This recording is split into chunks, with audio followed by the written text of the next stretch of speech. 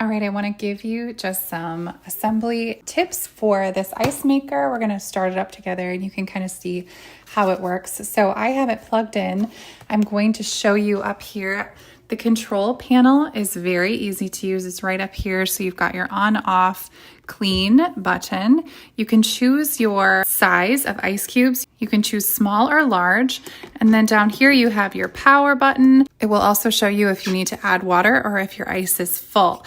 This is what the inside looks like. You can see right through here. Inside here is where the hopper will be. I just washed this with some warm soapy water. So it sits just like this and it has drainage holes going down into the bottom.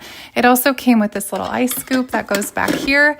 I just washed that as well. So I'm gonna add some water to this and turn it on. Okay, before I do that, actually, I'm gonna show you where the drainage plug is. There is a little plug right down here. So when you are cleaning out that inside basin, you can unplug this and set it right over top of your sink and just drain it directly into there. But you can make sure that's plugged before you start and you're good to go. All right, so I have this basin open. You can see down here, there is a max fill line. So you have to make sure not to exceed that. I took the basket out before pouring this in. You just don't want your ice cubes touching the water when it's in there. So I'm gonna put this basket back in just like that. And then we can close it. We're gonna flip it to the small ice cubes and hit the power button. So I'm gonna give it some time to work. You can kind of hear how loud it is. You can hear it working right away. It's actually very quiet.